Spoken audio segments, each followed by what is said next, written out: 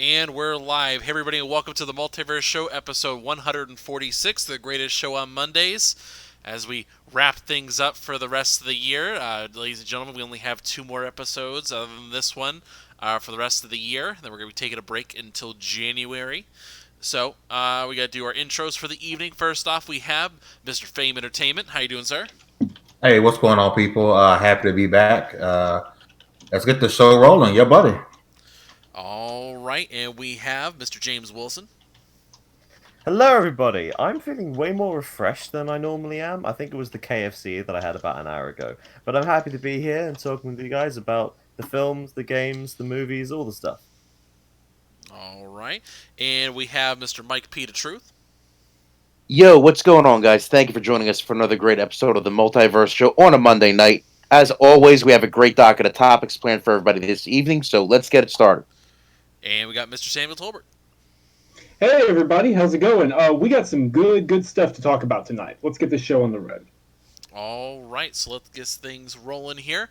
Like we mentioned before, this is our last last regular episode. Just little housekeeping things for you guys keeping track at home. Our Game of the Year show will be next week. This time, 1 week from today. It is always a lively show, plenty of debate. Always a good time for those watching. And then after that, we're doing a kind of a special. We're doing a Film of the Decade show as we are wrapping up the 2010s, or the whatever we're calling these today. So we're going to have a pretty kick-ass show, kind of in the same vein as the Game of the Year show. We have a little different rules for how we go about it, just simply because there's just so much going on, and there's going to be a lot of nominees per person.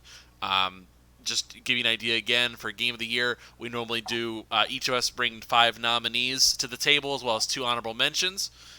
With our nominees, they kind of we kind of vie for supremacy and see who survives. So, with Film of the Year, it's gonna be a little different. We have 10 movies each, so it's gonna be quite a bit to go through. But we'll go through those when the time comes. But the question we ask every single week: what have you guys been playing? Fame, start us off here. What you been playing, sir? Of course, I've been playing a lot of Pokemon Sword, and I finally stopped doing all the side missions and finished the Outer Worlds yesterday. And once I finished it, I realized that there was one more side mission I should have done, and I wish I would have done it because I felt bad on how this character's life ended. Not ended, but how it continues moving forward. And I feel really bad. Poor Pavarti. No! You dared to harm Parvati in any way? You monster. So, but what I did was, I do have a game save. I do have a game save right before I went to the last mission. So I'm actually going to go back and finish her storyline and then beat the game again so I can see her ending with a completed storyline. The Blade of Justice will stay itself for now. Now, you have 1 week to save her. We will revisit this topic at a later date. Gotcha. I felt really bad. I was like, oh, snap. I should have got that dress. I think it was the last thing she did, it was like a dress or something. And I was like, doing this. Screw the dress. I felt bad. Yeah. Sorry. All right. And James, did you get a chance to play anything? Nothing new. I'm replaying God of War because I'm just really on the pulse. And also, I can't afford any new games. I still want to pick up Jedi Fallen Order. I doubt I'll be able to play enough of it by next week. But such is life. Yeah, that's how it be sometimes. That's how it be. Yeah. Mike, what you been playing, sir? So I've been on that grind in Modern Warfare, still really enjoying it. Also, still working on Jedi Fallen Order. I think the game is still great. I still have a really, really high opinion of it. It's probably definitely going to be in my conversation for Game of the Year when we do it next week. Other than that, I did pick up Untitled Goose Game on the Switch. It is hilarious. It is one of the weirdest, most bogus, but at the same time, most funny games I've played in a while. That's basically it. Other than that, I'm looking forward to Halo Reach coming tomorrow on Game Pass. Never owned a 360 last gen, so this is going to be my first time going into it. So I'm really looking forward to that. Wait, which game? Halo Reach. Oh, wow. It joins the MCC tomorrow and lands on PC as well. So. Yep. All right, not bad. Okay, and Sam, did you get a chance to play anything? Yes, actually, I was very happy that with Black Friday, apart from a couple of deals articles here and there, I was actually able to sit down and play a bunch of stuff this weekend, over the holidays after Thanksgiving dinner, which was really, really nice. I got to be real with you. I played a couple more chapters in Death Stranding. Still mixed thoughts. I'm sure I'll have mixed thoughts by the time I eventually finish that blasted thing. Like really high highs and really low lows. It's amazing how that works.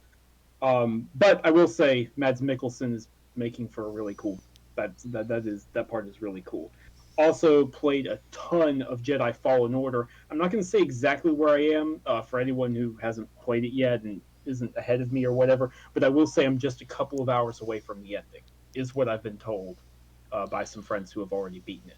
I'm really enjoying that. It's definitely going to be in my like top 5 or 6 games of the year. If it didn't have like a couple of bugs and small issues I've run into, it would probably be in my game of the year discussion. Fallen Order is really, really good. It's well worth buying.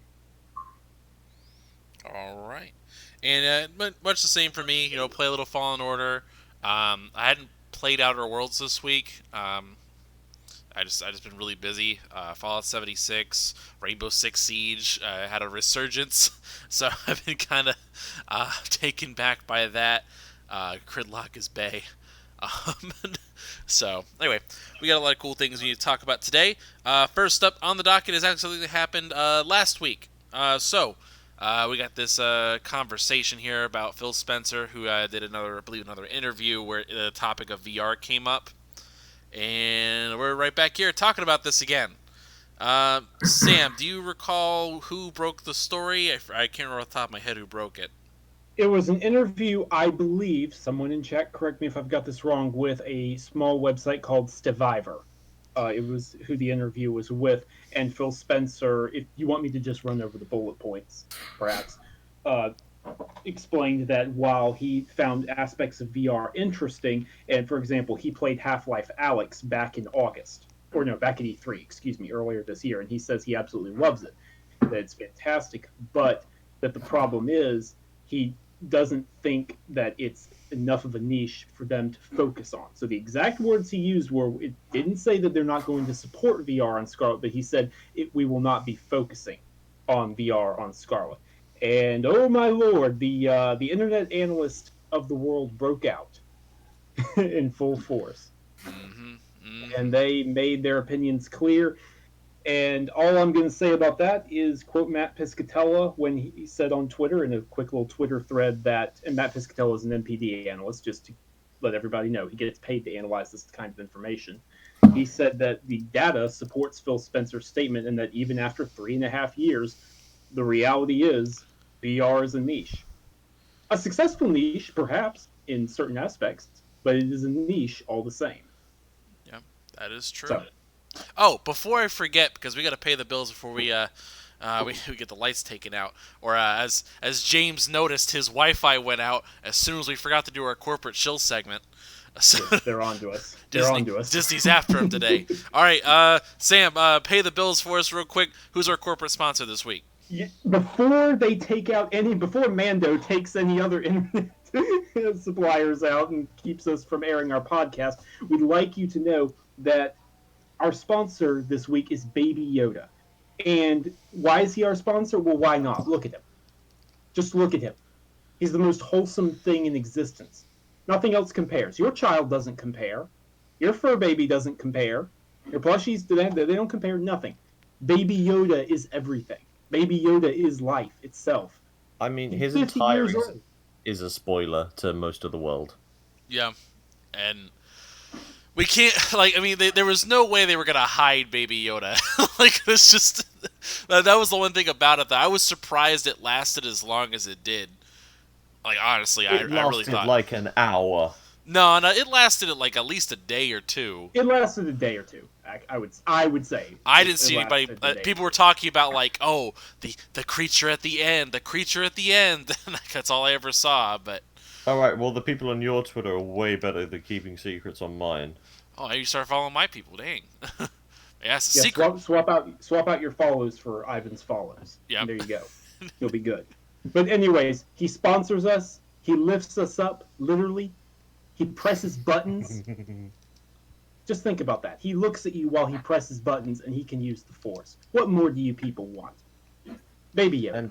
And Daisy Ridley prefers him to the Porgs. I don't know I did anyone not who know would. that. But why wouldn't you? Of course, roast those Porgs. I will feed all the Porgs to Baby Yoda that Baby Yoda wants. Yep, and he'll eat them happily. So Very happily. all right, so back to the topic at hand. So as we have done our little thing here, we'll come back to our film corner section. But yeah, so Phil Spencer with VR. So this has been a very interesting topic because it seemed to me, and correct me if I'm wrong, all of a sudden everyone was coming out of the woodwork about how VR is so great and VR is so supported, and like, people who had I not heard anything about VR except for was it the VR guy with over at PlayStation Bros, like. Is the only person I have heard this generation consistently talk about VR on a regular basis, with the exception of Multiverse core member Nick Marseille. He has been very consistent about his VR talk, and I don't want to be called out for that later for not giving him credit where credit is due. But everybody else... No, he has been. I would say at Eurogamer in the UK, there is a weekly video called Ian's VR Corner, where a guy, Ian Higton, does a really good breakdown of VR games coming out, a quick review of the highlights, and it is a really, really good update in this quite niche corner. But just a full disclosure, that's a really good thing as well. Yeah. So, hey, but I still believe that VR is not in a position that it should be that gaming should be the focus of it. I think gaming is an afterthought for VR. It should be like for medicine and for education, and when they perfect the technology to do those things, then make it gaming. Yeah. Computers did everything else and then did gaming last. Yeah. The first VR thing I recall seeing was when I was at Duke. I was at Duke University, and I had seen in the medical field specifically doing like a VR AR kind of mix, and I was like, wow, that's amazing. That's the way it needs to be. But I mean, in the gaming sphere, I mean, for me personally, until we start getting to the point where we're in a holodeck of sorts, I'm not gonna be in it. So, just the glasses just ruin the experience. And everyone always touts about like, oh yeah, the system's made for people with glasses. Like, not really. I'm telling you, they're not. No, they're not really. Only PSVR. Vive is you can't. What was it? I remember when I went to E3, I had I was in the Oculus booth, and I was saying like, "Is this gonna be okay for wearing glasses?" Like, "Oh yeah, we were accustomed for it. It'd be great. Like, don't worry about it." I literally put it on, and I'm like squeezing my head into it. I'm just like looking at her. She's like, "Yeah, you're gonna take off your glasses." And I was like, "Uh huh." Okay. But yeah, I'm still not sold on VR yet. But what I found more interesting is that people came out of the woodwork to say, "Oh, VR is so great, and Xbox should focus on VR." And it's one of those things where it's from the people who I know are big VR people. Like, I can understand and appreciate the sentiment of it because that's something that they bought into. But for the people who are just using this as a talking point, as like, oh yeah, Xbox, these should have VR too because they just want to to stretch their resources thin. I hate when people are being disgenuine. Yeah, people are being disingenuous, and I will point out, Phil Spencer didn't say we will never support VR. He said it's not a focus, nor should it be. They finally have their first party situation kind of sort of figured out. They should focus on delivering good games and creating a quality developmental pipeline. Sony is devoting a couple of their studios to VR, and that's what it's taking to keep things afloat. It would be better for Xbox to simply, in my opinion, partner and allow others to put VR on there. Like, make Scarlet, say, a year after release or whatever, compatible with the Vive or the Valve Index or the Oculus Rift. Patch in support and allow Valve to bring over Half-Life Alyx, or allow PolyArc to bring over Moss and things like that. But they themselves should not focus on developing VR games. Yeah. They shouldn't. At least not for the foreseeable future. it spreads their resources really thin. Like it's Mhm. like they're focusing on making sure that Game Pass has games regularly coming to it, and if they were to focus on doing VR, they'd be completely. I wouldn't say having it'd be like maybe like a quarter of their development would be to VR games, if I had to guess, and that's still too much. I agree. I agree with you. You know, you see a lot of these armchair businessmen that come out on Twitter that don't really understand how business works. Sam, you just quoted Matt Piscatella that's saying that VR is still niche. I mean, if you think about it, PSVR is probably the most successful VR platform out there. They've sold, I think it's around 4 million of them. Well, About 4 there's like, million, yeah. well, there's like 100 million PS4s out there.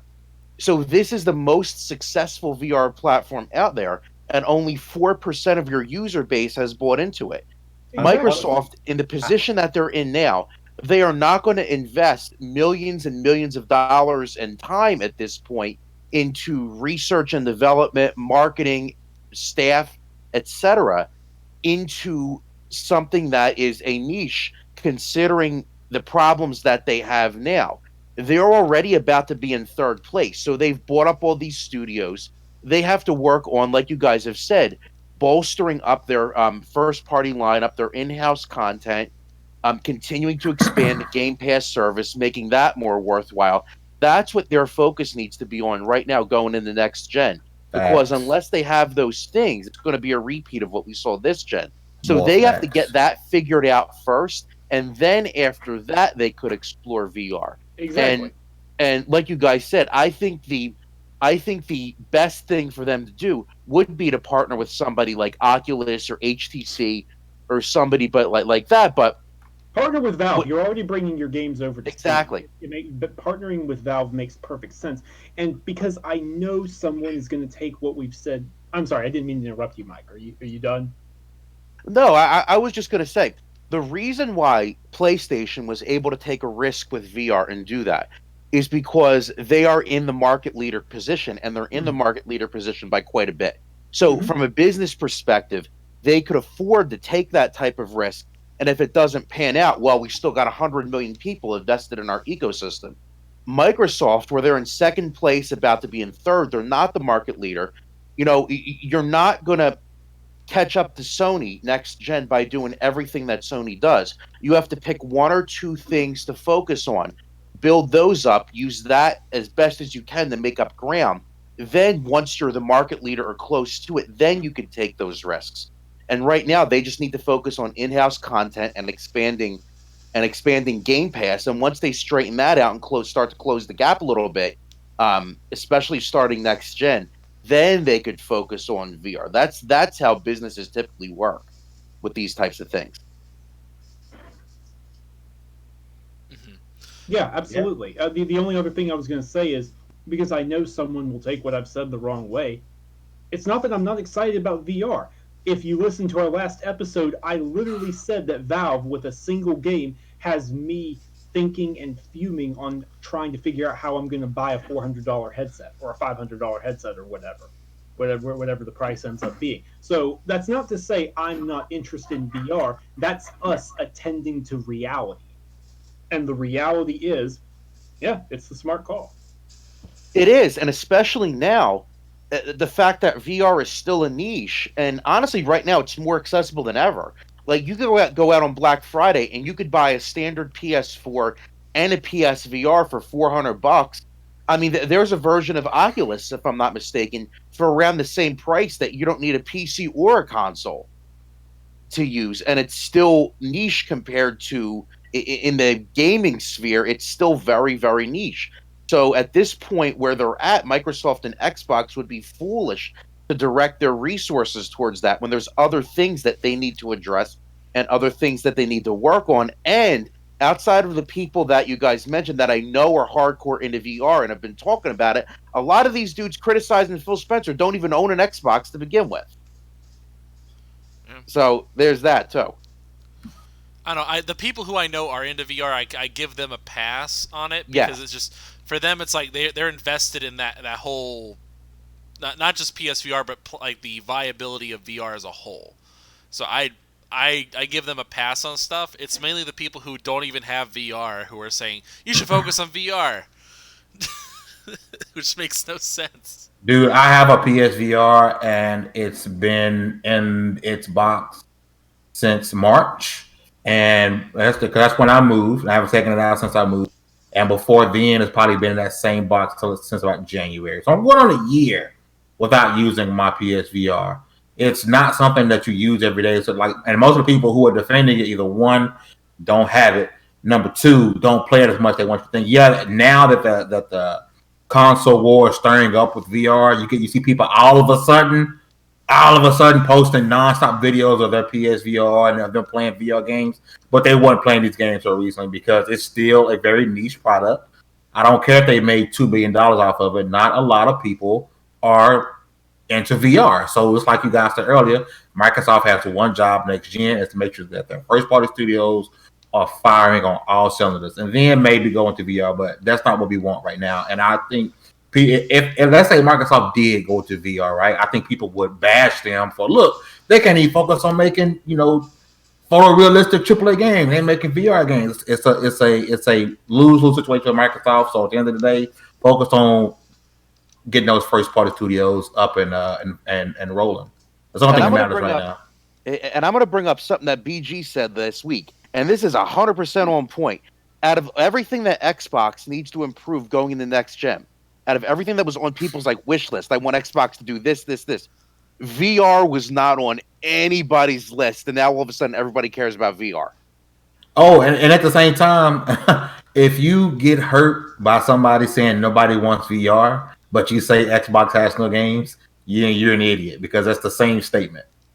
It's the exact same statement. People say, really is. Don't take Xbox has no games literally. We don't mean it literally, where everyone's taking nobody wants VR literally. No one's saying, he's not literally saying no one wants VR.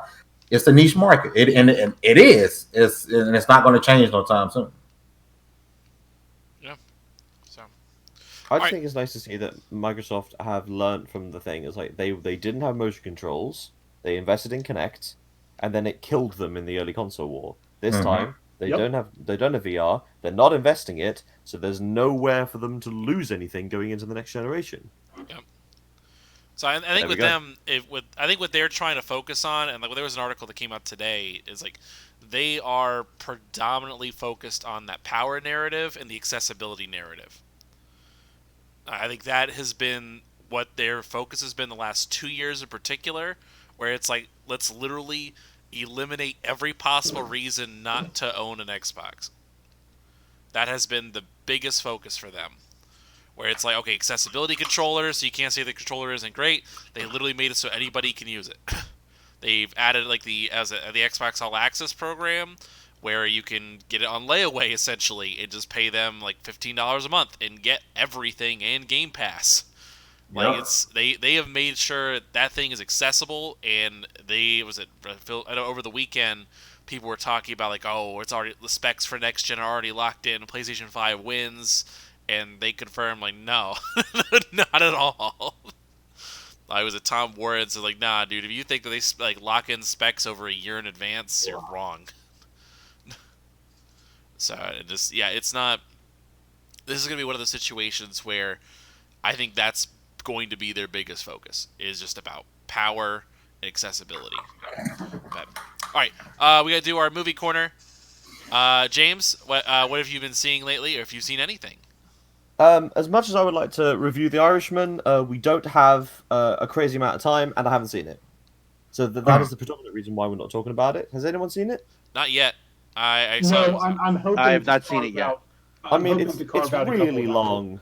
You've got to put aside a day for it, really. Yeah, I might watch it over the weekend. It's 4 hours, right?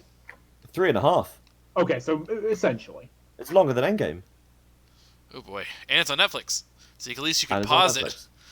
At least that much. Someone on Twitter put up a really good breakdown of how to turn it into a 4-episode miniseries. I can't remember who did it, but it was broken up to 45-minute chunks. Anyway, I don't have a minute image review. I saw Charlie's Angels today. It's bad. There you go. It's bad and forgettable. I genuinely can't remember what happened in it. I saw it today.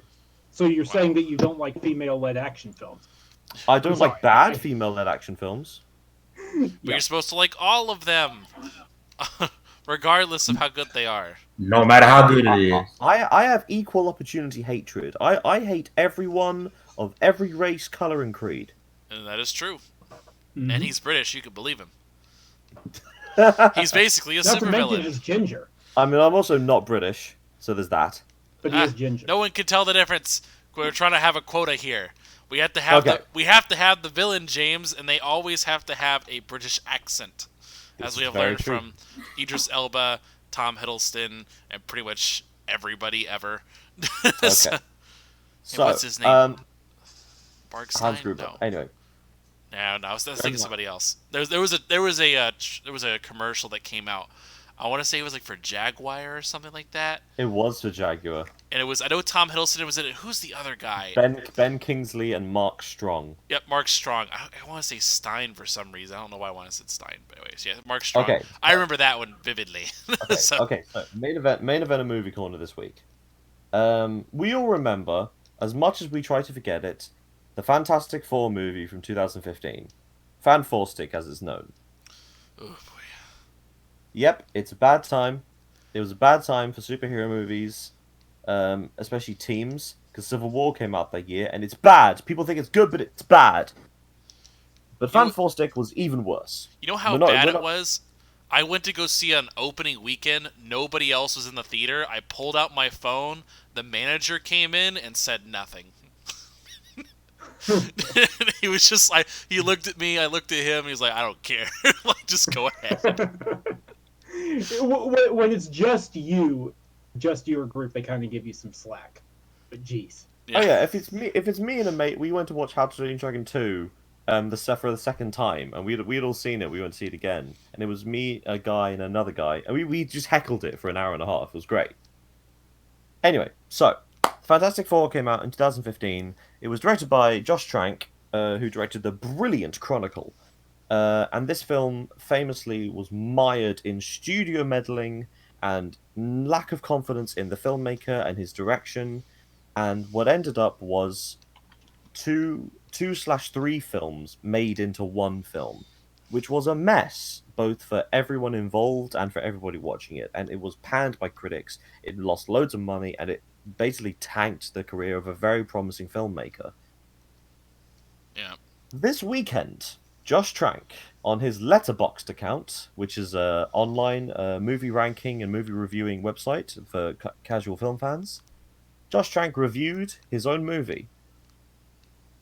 And here's what he said. I'm not going to read out the entire review. It's not very long. I highly advise everybody to go look at it. Here's the highlights. Fan 4 Stick. Huh.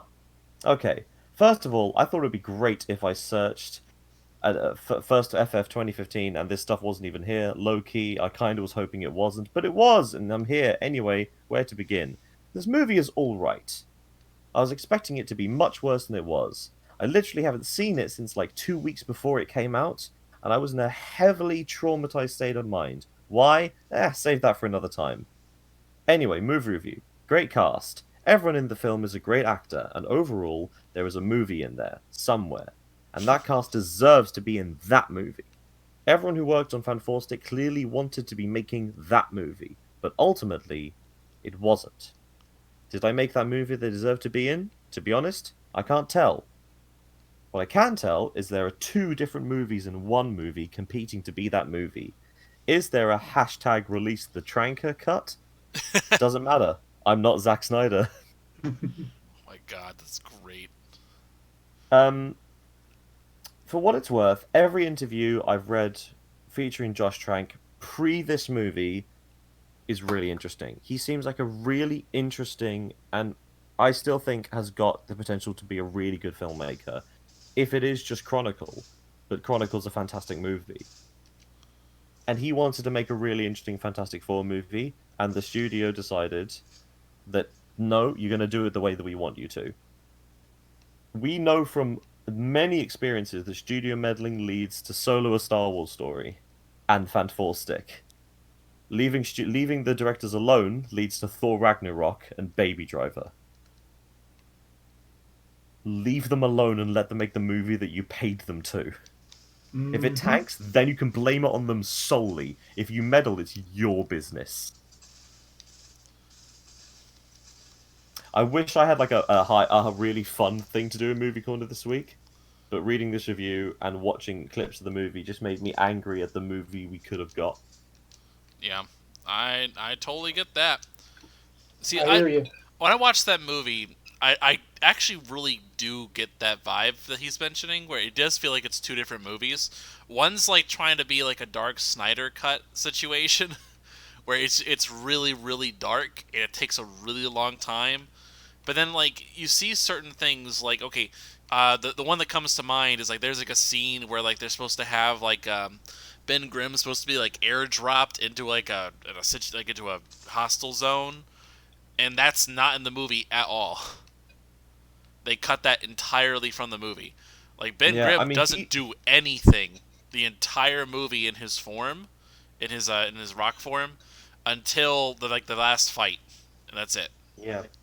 I mean, Josh wanted to try and put an element of like a David Cronenberg body horror kind of thing where they like the actual reality of realizing that you have limbs that go on forever, you're invisible, you catch fire. Like, what would that do to a psyche? That's really interesting. Sure, and that was really cool. Then they do like a time skip for a year, basically. Like, whatever, we're good, we're fine. That movie. Everyone who's interested in filmmaking and comic book films has to watch that movie. Just to like look at it and just to see what the potential that this movie has. It's sort of like watching The Room and how to understand why it's sort of brilliant. I'm not defending this movie and saying it's good. It's not. Mm-hmm. But deep down there, and I mean really deep, there is a good movie trying to be there. Yeah. I feel like they cut out like everything after transformation wise. I feel like they cut pretty much everything out of there because I timed it. I was in the theater and I timed the movie. Like, it was about 45 minutes to an hour before they even went to the other dimension or the other planet or whatever they called it. Mm-hmm. And it was like, and now and it's basically after that there's like 30 minutes and they just kind of rush through everything. Like, all right, yeah, you're gonna fix everybody. All right, cool. Oh, Dr. Doom shows up. All right, cool, yeah. All right, let's move on. You killed him. All right, good. Movie over.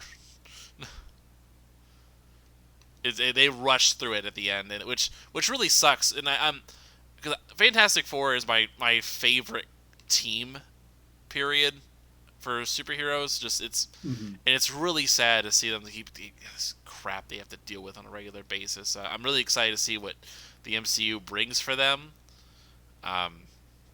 I don't know what that would be, but I'm excited to see what it is. So,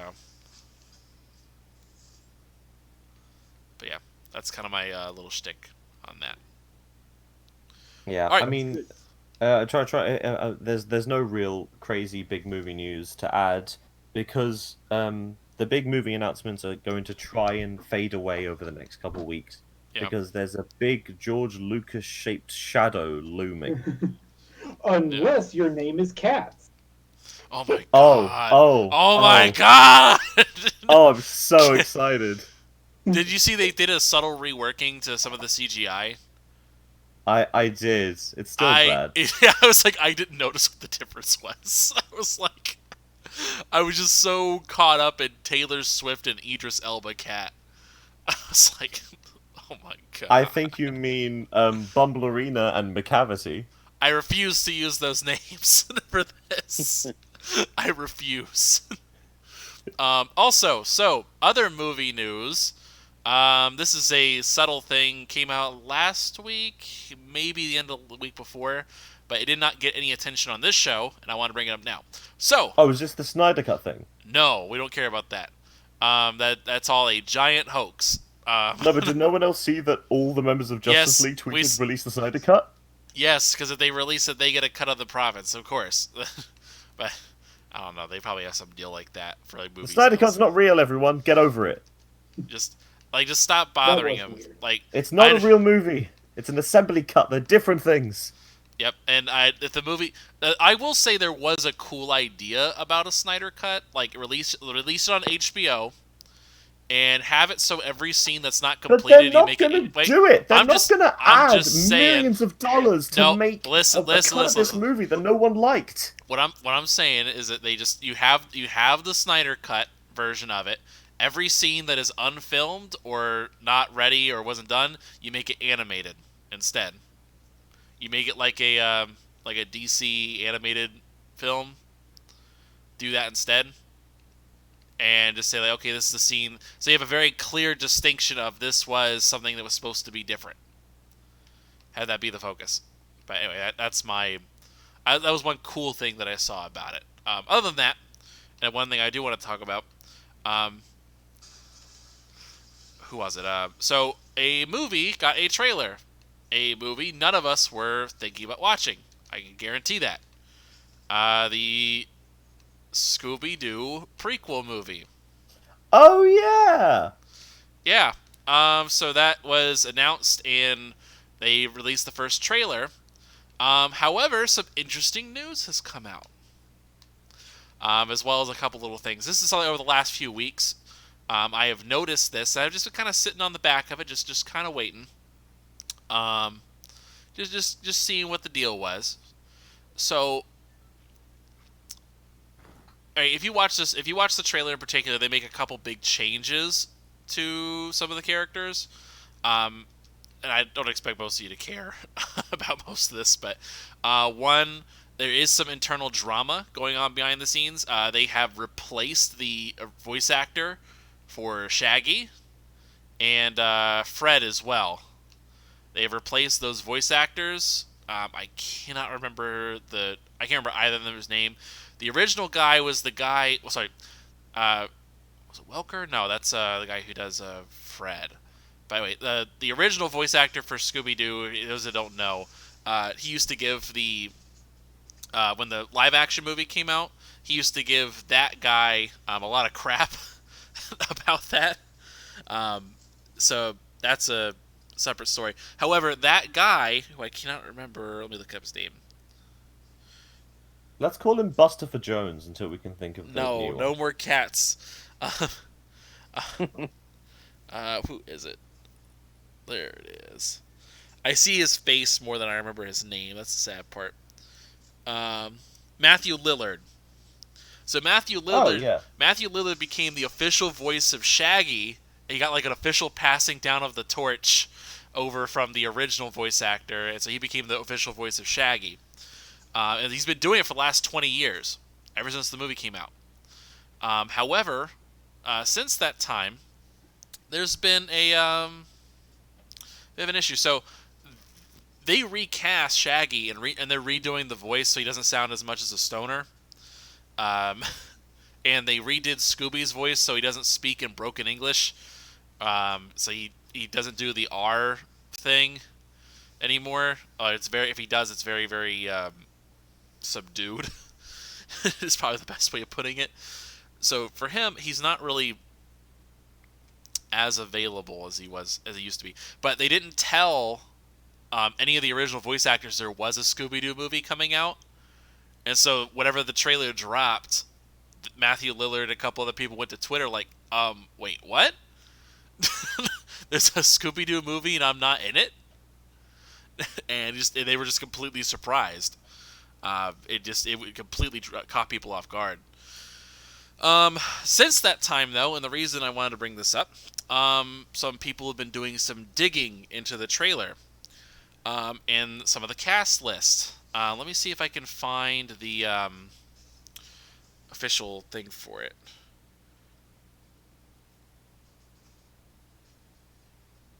Let me see. What I'm getting at here is that they're doing like a mixture of a modern day, not a modern day, but a adult version and a flashback version. And the movie's going to be called Scoob. Let me see. I'm trying to find. Are they Godfather 2-ing us? Yes, pretty much. They're Godfather 2-ing us. Where it's going to be a mix between flashbacks and original stuff. It's going to be a mixture of things. Let me see. I'm trying to find it. While he finds that, I want to say the trailer for the film looked adorable. I think it looks sweet and innocent, and I'm going to have a fun time watching it, but I know a 5-year-old will love it way more than I will. Fair enough. While he's finding that, I will also say that I got a chance to see Knives Out. It's fantastic. It's bloody brilliant. Go see it. Go see it twice. I have spoken. All right. I've seen it So twice, they've changed. and I paid for it. Gotcha. All right. Very So nice. I got the list here. So this particular one, there's some interesting things. So first off, for those of you that don't know or don't care, I just assume as most of you don't care. So Scooby-Doo was done by Hanna-Barbera, which did a ton of cartoons in the 50s through the, oh my gosh, forever. Like Flintstones, Jetsons, all the rest of it. So the interesting part, and the reason why I'm bringing this up in the first place, is first thing that came out was the cast list for this movie. This particular list has a couple notable actors in these roles. First one, Mark Wahlberg, who will be the voice of Blue Falcon, who is Scooby and Shaggy's favorite superhero. Blue Falcon also has his sidekick Dynamite, which had a show from Hanna-Barbera. They will be in that movie. Jason Isaacs is playing Dick Dastardly. Whoa! From Wacky Races. Wow. Hello to Jason Isaacs. Yep. Ken Jeong is playing Dynamite. Tracy Morgan is playing Captain Caveman, who also had a Hanna-Barbera show. So this is very interesting to see. All right, hold up. All these other Hanna-Barbera shows are getting featured in this one movie. We also know they're doing another Flintstones movie. It will be animated. We also know they're doing another Jetsons movie, which will be animated. If you watch the trailer for the show, they do this IKEA joke. There is a big F on the door, like the Space Age door, which is the Blue Falcon logo. If you look at the spaceship they show, that is not a spaceship. That is Dick Dastardly's Mean Machine converted into a flying machine. This is a Hanna-Barbera cinematic universe, gentlemen. And it's masquerading as a Scooby-Doo movie. I mean, I was surprised at the end of Split when Bruce Willis showed up. This is a bigger reveal. That's pretty insane. I don't think anybody saw this coming. That's pretty insane. Yeah. And you're right, no one saw it coming, and there's a good reason for it. Why? Well, I mean, think about it. It's Warner Brothers, and this will be their third cinematic universe they've tried to launch. Well, they sort of successfully launched Was the DC one? the then Lego there's- franchise. Will we call it a cinematic universe, though? They don't really interact like that. Yet.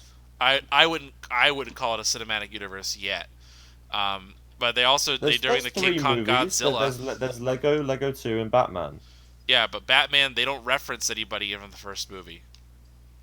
Do they not? It's largely self-contained.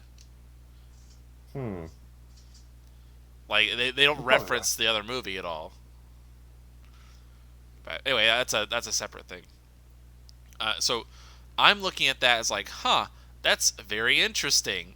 That for this particular instance, that we're going to have a larger cinematic universe, and we already know this is going to be launched. This would be technically the first animated cinematic universe, and they redid everything into CG, and that would lend itself the style that they chose to do would lend itself very well to the Flintstones and all the rest of the Hanna-Barbera cartoons. So they're going into I'll take your point on first animated cinematic universe and raise you a Spider-Verse. That's one movie right now. So This is one movie right now. Yeah, This is speculation, sir. See, the Spider-Verse is not. See, I wouldn't consider that a cinematic universe right now, simply because it's only one movie franchise. Now, if they say oh yeah, Tom Holland shows up as MCU Spider-Man in the Spider-Verse, sure, I will believe you. They did put a trailer for it in Venom, That's a trailer. but they said the words "meanwhile" in another universe.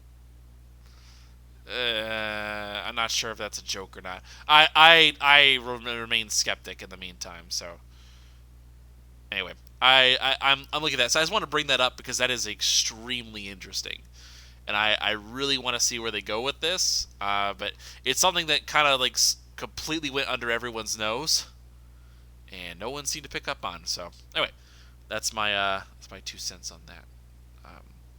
All right, Switch. So Sam, I believe you have an article that's up, or is it you, or is it? No, I think it was Nick who had an article up about Switch. That was Nick. We don't actually have a lot of information on that right now. Preliminary reports say that the Switch is the top seller of Black Friday, which, Yep. I mean, big surprise. It's the one that isn't quite as old as the PS4 or Xbox One. But still, all three console manufacturers should have good numbers over Black Friday. I'm hearing a lot of older games like Marvel, Spider-Man, Forza Horizon 4, God of War. Those titles really sold well during the period. So it's looking pretty good overall. There was nothing too crazy. There were a couple of good console bundles and whatnot that were pretty good. Yeah. Like you could get Fallen Order with an Xbox One X for $350. You could get a regular PS4 with Horizon Zero Dawn and God of War and Spider-Man for $200, I think. Or no, not Horizon Zero Dawn, but The Last of Us Part 2. I mean, The Last of Us Remastered. Jeez, I'm tired. So overall, Switch is probably going to take it simply by dint of recent software and also the Pokemon. Pokemon Sword and Shield are putting up massive, massive numbers. Does that also include the Switch Lite? Yes, it does include the Switch Lite. Early report. In the UK, there was quite a good deal on Black Friday for a Switch Lite and Pokemon for £190.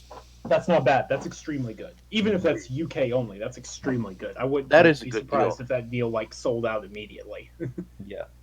I was gonna say those Pokemon games came out at the right time because that enabled Nintendo to move these Switches on Black Friday.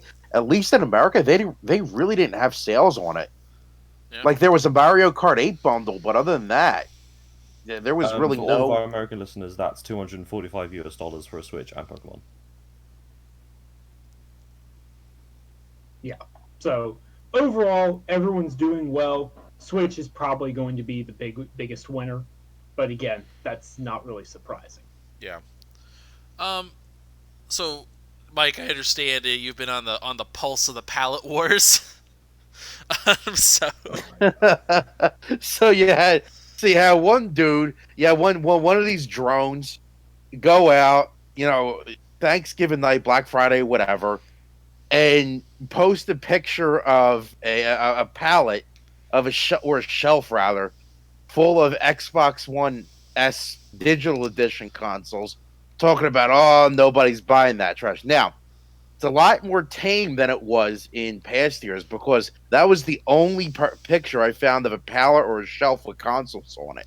that This is true. year, I mean, It- I mean, previous years you used to have a lot of people participating in these pallet wars, a lot of drones and a lot of fanboys going at it, posted PS4s and Xboxes on pallets. But this is the only one I was able to find this year. Yep. That is true. The palette wars thing. I mean, it's probably because it's just the end of the generation, and Probably. I would like to think people have gotten more mature over time, but it's probably just the end of the generation. It's 'cause People getting It- mature it- on it's the internet. the end of the generation. No. yeah, I know, right? It's the end of the generation. I Because could when these dream. new consoles come out next year, depending on when they come out, you're going to be seeing pictures of pallets all over again. I guarantee it. Yeah, and for those of you who are not familiar with what we're talking about, is that people will go out on Black Friday and take pictures of pallets of things, and it's like, oh look, they have a bunch of Xboxes on a pallet. It's not selling well, or oh look, the PlayStation 1's empty. It's selling really good. Like this is the most anecdotal evidence you could possibly find. Like it's just it's dumb. It's just really dumb, and we fall for it every year. But as per tradition, we have to do Palette Watch every year. So Do you guys know how many people showed up to the busiest Black Friday live thing, in-person thing in the UK? oh, how many? 190. Oh, that's pretty good. I guess. You know what the second busiest was? What? 17. Oh, We do Really? it all online. yeah. It's way easier. Oh, was it the funniest video I saw was people were fighting over what's that crap brand? Hisense TVs. Yeah, Hisense I saw that one TVs. too. Like really? like they not weren't a even good 4K. TV. Yeah. Like if you looked at the box, it said full HD. It didn't even have 4K on the box. Oh my gosh. You hate to see it. That's just sad. Like if you're gonna fight over something, fight over something worthwhile. I mean, don't fight at all, really, but but you're gonna do it. Like fight over a Samsung or something that's worth something. But I mean, I guess I will say I have to see what that price is. Like that's the one thing I couldn't find on there. I would have to see what the price was. Like if this was like $50 for that, I'd be like, yeah. Just a crap TV for my kid. All right, go ahead. That's fine. But nah, if people were actually legitimately fighting each other over a Hisense TV, like this will be the holiday gift for my family. Oh boy. And they weren't even like big TVs or anything. They were like 40 inches. It's like that's the part that keeps messing me up too. It's like it wasn't even like these weren't even like really good.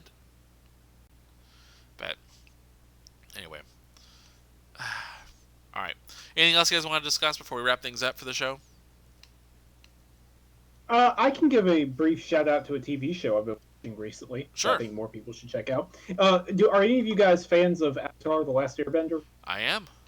Okay, then if you have you heard of a show called Dragon Prince? I have heard of it. I had not watched it. I am Okay, also aware of Dragon Prince. It's Netflix, right? Yes, Netflix. It's a Netflix original. For the love of all that is good and holy, go watch it. It's from Aaron Ahaz, who is the head writer on Avatar: The Last Airbender. He wrote most of the episodes and characters that people remember. Well, he partnered up with Justin Richmond, who was a director at Naughty Dog and worked extensively on games like Uncharted 3. And together, they founded a company called Wonderstorm, and they've produced a new show on Netflix called The Dragon Prince. It's like D&D style fantasy meets a bit of anime / Fire Emblem, but done in the animation of Avatar: The Last Airbender, except it's been updated to the point it's really, really beautiful. Please go check it out. Unlike a lot of Netflix shows, it's being renewed one season at a time. A lot of animated shows on Netflix, they just order the whole thing, like Voltron or She-Ra and the Princesses of Power. They ordered the whole series at a time, but they're doing this one season at a time. And it's extremely good. Like, Ivan, you in particular, I think with your newfound love of D&D, you would really, really enjoy it. It's like safe for families to watch, but it doesn't shy away from difficult topics like racism and the effects of a gray and gray morality and wars between races and entrenched hatred. It's really, really good. So anyone who hasn't heard of it yet, go check it out. Huh. I'll take a look at it. I got some time over the break. I can watch things. Mm-hmm. All right. Anything else you guys want to discuss before we head out? That's it for me.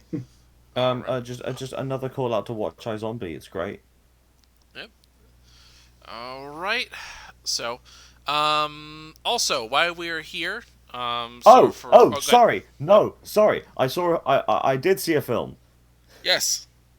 I saw The Night Before Christmas with a K. Oh my gosh. Oh my god. Why? The Netflix Hallmark movie.